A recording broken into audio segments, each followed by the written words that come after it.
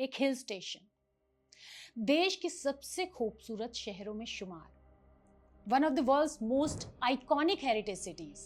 यहाँ पर पहाड़ों की जगह कंक्रीट के जंगल बनाए जा रहे हैं, भव्य होटल्स बन गए हैं और तेजी से पहाड़ों की कटाई हो रही है। हम बात कर रहे हैं झीलों के शहर उदयपुर की। जो हालात हैं उसमें आने वाले कुछ सालों में सब खत्म हो जाएगा। यहाँ ना तो हिल्स रहेंगी और ना ही झीलों का अस्तित्व रह जाएगा।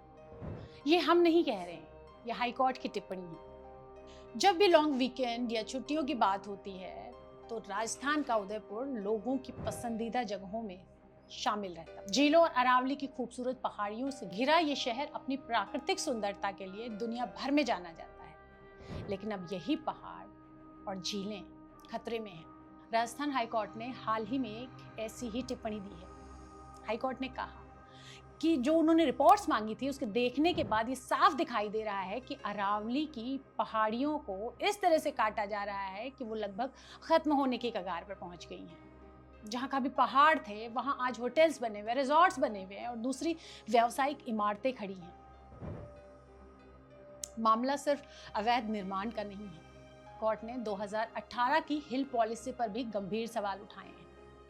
अदालत ने कहा कि पहली नजर में ऐसा लगता है कि ये नीति सरकारी विशेषज्ञों ने नहीं बल्कि कुछ प्राइवेट एजेंसीज की मदद से तैयार की गई थी। सोचिए, ऐसा है तो कितना गंभीर मुद्दा है ये। कोर्ट ने यह भी कहा कि इस नीति को बनाते समय पर्यावरण, जलवायु परिवर्तन, वन्यजीवों और प्रदूषण जैसे अहम विषयों से जुड़े किसी भी सरकारी विभाग या विशेषज्ञ संस्था से सलाह नहीं ली गई। यहाँ तक कि केंद्र सरकार के पर्यावरण मंत्रालय को भी इस प्रक्रिया में शामिल नहीं किया गया। यही वजह है कि हाईकोर्ट ने अब राज्य सरकार से पूछा है कि 2018 और 2024 की हिल पॉलिसी आखिर किसने तैयार की थी। अगर किसी प्राइवेट एजेंसी ने इसे बनाया तो उसका नाम क्या है, उसकी रिपोर्ट कहाँ है और उन अधिकारियों के नाम क्या हैं जिन्होंने पहाड़ियों में निर्माण और व्यावसायिक गतिविधियों को मंजूरी दी थी। दरअसल ये विवाद एक होटल कंपनी बसंत होटल्स प्राइवेट लिमिटेड की याचिका से शुरू हुआ है। कंपनी का कहना है कि उसने 2007 में जमीन खरीदी, होटल बनाने के लिए सभी सरकारी मंजूरियां ली, करीब 12 करोड़ रुपए का निवेश किया और 20 करोड़ रुपए का कर्ज लिया।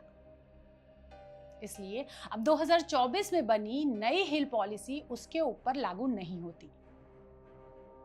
लेकिन सुनवाई के दौरान मामला सिर्फ एक होटल तक सीमित नहीं रहा। कोर्ट ने कहा कि सतत विकास यानी कि सस्टेनेबल डेवलपमेंट के नाम पर ऐसी नीतियां बनाई गई जिसकी वजह से झीलों, सेंसिटिव इकोलॉजिकल जोन्स और अरावली पहाड़ियों में होटल और रिजॉर्ट खड़े हो गए।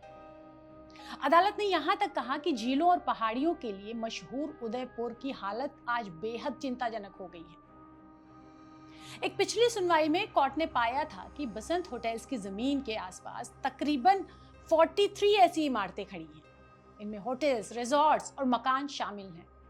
इलाके में खनन भी हो रहा है, वो तेजी से हो रहा है। इसके बाद अदालत ने मौके का निरीक्षण करने के लिए कोर्ट कमिश्नर्स नियुक्त किए थे और उनकी रिपोर्ट के आधार पर ये टिप्पणियां की। अदालत ने यह भी याद दिलाया कि झील संरक्षण समिति की एक पुरानी जनहित याचिका का निवारण राज्य सरकार के इस आश्वासन पर किया गया था कि एक पब्लिक ट्रस्ट डॉक्ट्रिन का पालन करेगी। इस सिद्धांत के अनुसार जंगल, पहाड़ और झीलें और इसके अलावा जो भी प्राकृतिक संसाधन है सरकार की संपत्ति नहीं बल्कि जनता की धरोहर है, जिसकी रक्षा करना सरकार की जिम्मेदारी है। इस मामले में एक और जनहित याचिका भी चल रही है। उसमें मांग की गई है कि 2024 की हिल पॉलिसी को रद्द किया जाए, एक अलग हिल कंजर्वेशन अथॉरिटी बनाई जाए और विशेषज्ञों की राय के आधार पर नीति तैयार की जाए ताकि अरावली की पहाड़ियों को और नुकसान ना पहुंचे। फिलहाल यह मामला अदालत में विचाराधीन है। कोर्ट ने अभी अंतिम फैसला नहीं दिया है, लेकिन उसकी टिप्पणियां ये जरूर बता रही हैं कि अदालत पूरे मामले को बेहद गंभीरता से देख रही है। अब इसकी नजर इस बात पर है कि राज्य सरकार अदालत के सवालों का क्या जवाब देती है और आगे इस मामले में क्या फैसला आता है। फिलहाल हाईकोर्ट ने 2018 और 2024 की हिल पॉलिसी से जुड़े सभी मूल दस्तावेज, उन्हें तैयार करने वाले आधार, कथित प्राइवेट एजेंसी की रिपोर्ट पर निर्माण को मंजूरी देने वाले अधिकारियों का पूरा रिकॉर्ड तलब किया है। ध्यान देने वाली बात यह भी है कि अदालत ने अभी अंतिम फैसला नहीं दिया है, लेकिन अगर सुनवाई के दौरान उठे सवाल सही साबित होते हैं तो ये सिर्फ एक होटल या किसी एक शहर का मामला नहीं रहेगा। सवाल ये होगा कि क्या विकास के नाम पर अरावली की पहाड़ियों को धीरे धीरे खत्म होने दिया गया, और अगर हाँ तो इसकी जिम्मेदारी आखिर किसकी है? वास्तव में क्या उदयपुर जैसे खूबसूरत शहर जो कि देश की साख बढ़ाता है, विश्व स्तर पर अपनी ऐतिहासिक विरासत के लिए जाना जाता है, प्राकृतिक खूबसूरती के लिए इसकी पहचान है, इसे लापरवाही, अनदेखी और भ्रष्टाचार की बलि चढ़ा दिया जाएगा और सरकारें, नेता और अधिकारी इसे इसी खामोशी से देखते रहेंगे?